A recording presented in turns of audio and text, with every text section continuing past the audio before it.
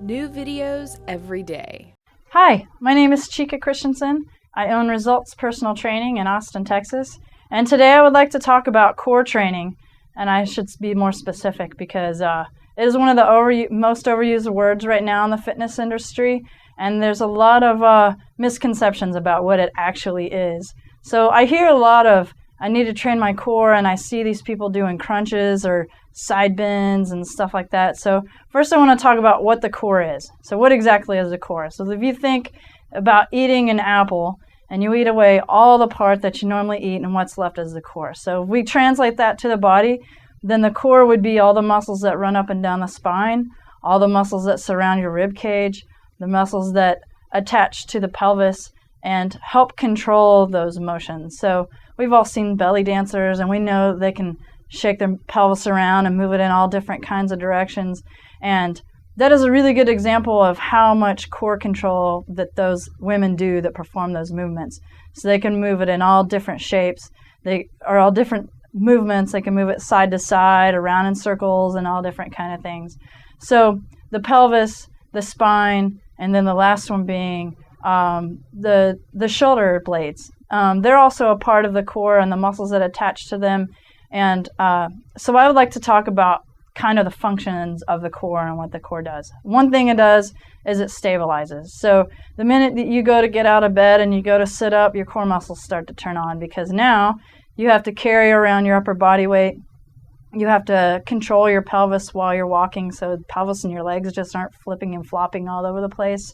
And then the next motion that it likes to do is to control movement, or help control movement. So it doesn't just hold something in place. Obviously, your pelvis is going to move back and forth when you walk, and it's also going to tilt forward and backwards. So you're hearing a lot of, you have to train your core, because if you look at a lot of people who are not in shape and they're overweight, you'll see that they stick their stomach out and their pelvis kind of is tilted forward, is what we call anterior pelvic tilt.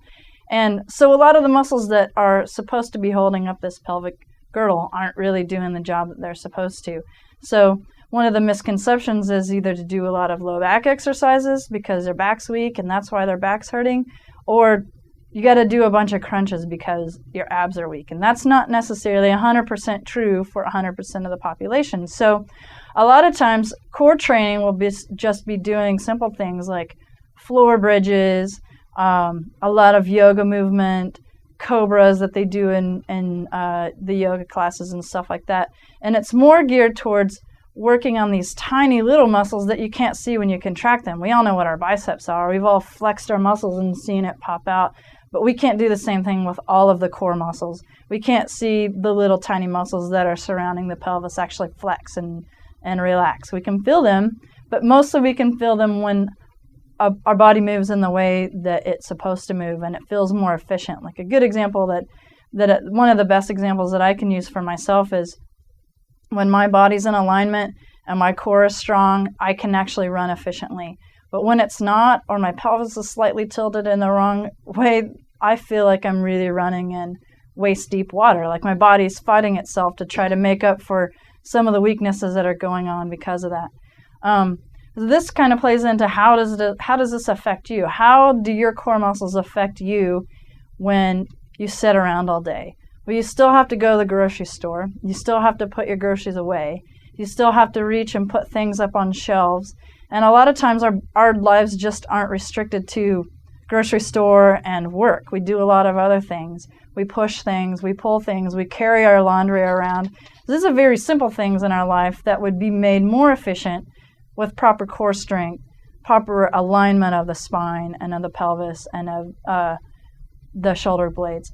So a lot of this is directed towards kind of into my injury prevention and stuff like that. A lot of injury prevention just comes from being aligned, having a strong core.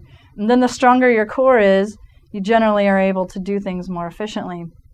One of my clients just recently told me today that he was putting some things up on a shelf or even just going and getting a big bag of cat food and noticed that, wow, it's not as heavy as it used to be. Like once I used to have to strain to carry it, and now I just pick it up like it's a rag doll and I flip it over my shoulder and I carry it around. And that's a good example of we didn't necessarily increase the strength substantially of his biceps or the big muscles that we saw, but a lot of the smaller muscles that surround the spine and protect the spine is actually one of their functions too.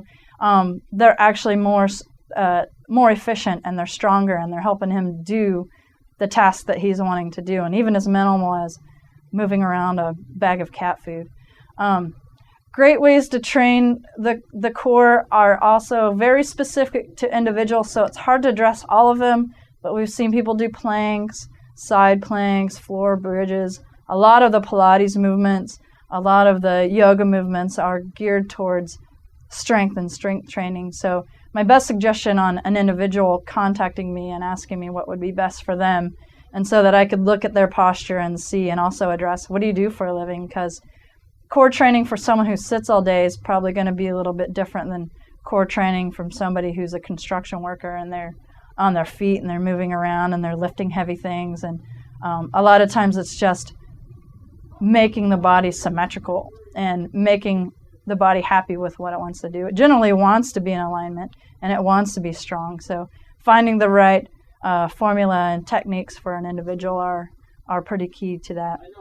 Thank you for watching my video today. If you have any questions, or you can email me. My website is www.austinresultstraining.com.